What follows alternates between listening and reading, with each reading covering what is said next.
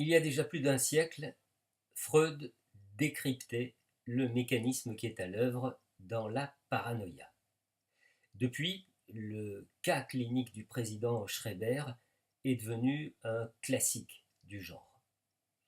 Seulement, si la projection compte parmi les mécanismes de défense les plus fréquents chez la plupart d'entre nous, c'est le degré de recours à ce mécanisme qui dessine la frontière entre normalité et pathologie.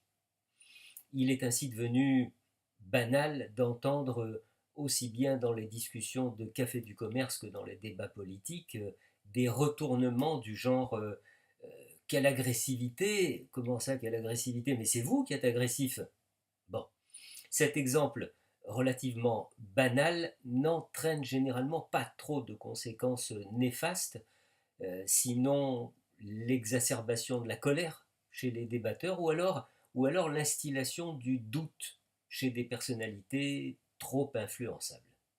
Un exemple tiré de l'actualité, les chasseurs, lorsqu'ils se disent persécutés par les citoyens opposés à la chasse.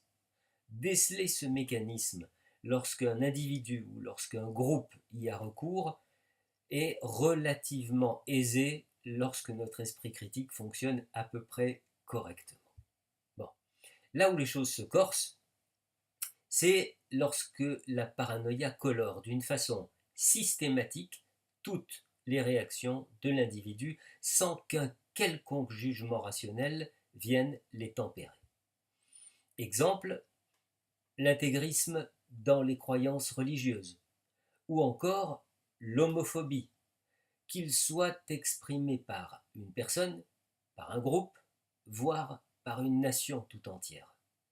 Dans ce cas qui relève de la pathologie, il existe une idée obsédante, une conviction qui sert de défense au doute et à la fois au risque de voir s'écrouler la croyance que l'on défend avec ferveur, avec agressivité ou avec haine.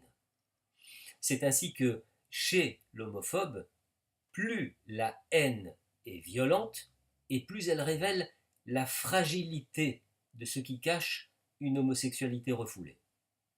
Chez l'intégriste religieux, l'autre, différent évidemment, représente le danger d'une mise en doute de sa propre croyance. Et dans ce cas, tout argument rationnel va être repoussé, balayé avec force et considéré comme impie.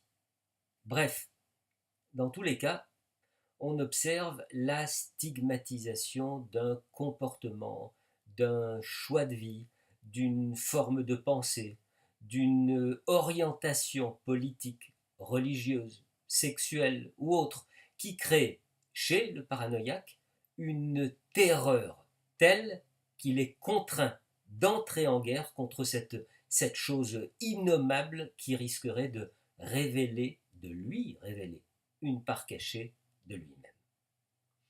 C'est également le mécanisme de la paranoïa qui est à l'œuvre dans ce que l'on appelle les théories du complot.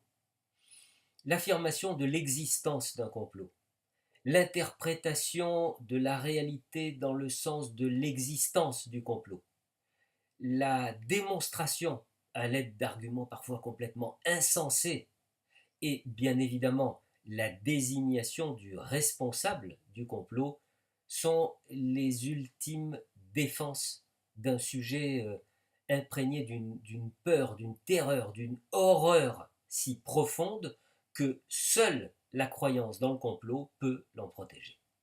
Seulement un instant, ce qui explique les obsessions du complot. Pour faire une comparaison, l'adhésion à l'idée de complot représente l'équivalent du TOC chez l'obsessionnel. Il s'agit en effet de faire baisser le niveau de l'angoisse, mais après le rituel, le niveau de l'angoisse remonte et il est impératif de revivre le rituel pour à nouveau faire baisser un moment le niveau de l'angoisse. Que se passe-t-il pour cela? Qu'est-ce qui se passe pour que cela apaise un temps l'angoisse? Eh bien, il faut bien évidemment qu'il y ait un responsable désigné. Si le responsable supposé demeure inconnu, alors l'angoisse remonte, ce qui fait qu'il faut bien l'inventer, en fonction des angoisses du moment, à l'échelle locale, nationale, internationale, ou alors en fonction des problématiques de sa vie privée, de son environnement, de sa religion, de sa couleur de peau. Le responsable désigné canalise l'angoisse. Il en est l'accroche, le prétexte, le porte-manteau. Il met en lumière ce qui va permettre d'expliquer et d'exorciser l'angoisse. Ces boucs émissaires changent peu, très peu, en fonction de l'histoire. On retrouve les mêmes figures de la peur qui génèrent les mêmes haines. Seulement, aujourd'hui, à côté des figures traditionnelles, on trouve la notion d'officiel. C'est-à-dire que si une institution, un organisme officiel, police, justice, gouvernement, mairie, etc., dit quelque chose, ce quelque chose est aussitôt mis en doute, voire nié et présenté comme outil d'un complot. Toute version officielle devient de fait et a priori mensongère et destinée à manipuler l'opinion. Il est passionnant d'abord de démonter le mécanisme qui est à l'œuvre, de dévoiler les peurs, les complexes, l'angoisse qui régissent l'individu conduit à devenir adepte d'une théorie du complot.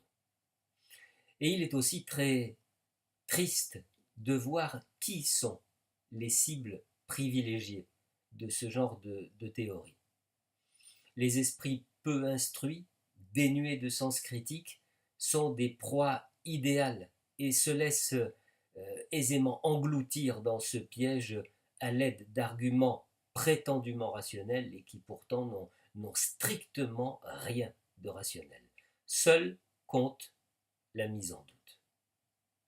Et enfin je dirais qu'il est sinistre et combien plus dangereux de s'apercevoir que de nos jours, le mécanisme de la paranoïa est parfois simulé et utilisé par des individus ou par des groupes dans le but de prendre l'ascendant sur autrui, de le convaincre, de se prévaloir d'une supériorité incontestable.